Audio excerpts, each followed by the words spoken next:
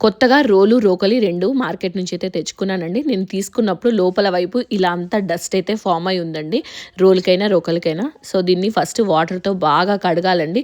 2, 3 సార్లు వాటర్‌తో కడిగిన తర్వాత లైట్‌గా స్క్రబ్బర్ పెట్టండి. ఇక్కడ నేనైతే సోప్ వేయకుండా ఫస్ట్ స్క్రబ్బర్‌తోనే నార్మల్‌గా క్లీన్ చేసుకొని, ఒక రోజు మొత్తం నీళ్లు వేసి నానబెట్టానండి. రోకలిని 2 వైపులా నాననివ్వాలి.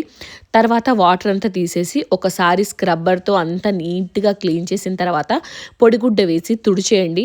ఇక్కడ నేను ఫస్ట్ పొడి బియ్యాన్ని వేసుకొని మొత్తం పిండి అయ్యేంత వరకు దీన్ని దంచుకోవాలి. అలాగే అన్ని వైపులా అప్లై చేసుకుంటూ దీన్ని మెత్తటి పిండిలాగా చేసుకున్న తర్వాత దాన్ని తీసివేసి ఇక్కడ నేను రాత్రంతా నానబెట్టి పెట్టిన తడి బియ్యాన్ని ఇందులో వేసి ఇది కూడా మెత్తటి పిండి అయ్యేంత వరకు అన్ని వైపులా అప్లై చేసుకుంటూ దీన్నైతే నేను సీజనింగ్ చేసుకున్నానండి. తర్వాత ఈ పిండిని కూడా తీసేసి 2, 3 సార్లు వాటర్‌తో కడిగిన తర్వాత లైట్‌గా డిటర్జెంట్ వేసి అంతా ఒకసారి మళ్ళీ క్లీన్ చేసుకున్నానండి. ఎందుకంటే ఏదైనా చిన్న చిన్న డస్ట్ పార్టికల్స్ ఉన్నా కూడా సోప్‌తోని ఒక్కసారి క్లీన్ చేస్తే పోతుంది. తర్వాత ఇంకొక 2, 3 సార్లు నార్మల్ వాటర్‌తో క్లీన్ చేసి ఒక మంచి రోజు చూసుకొని దానికి పూజ చేసిన తర్వాత మనము వాడేసుకోవచ్చండి.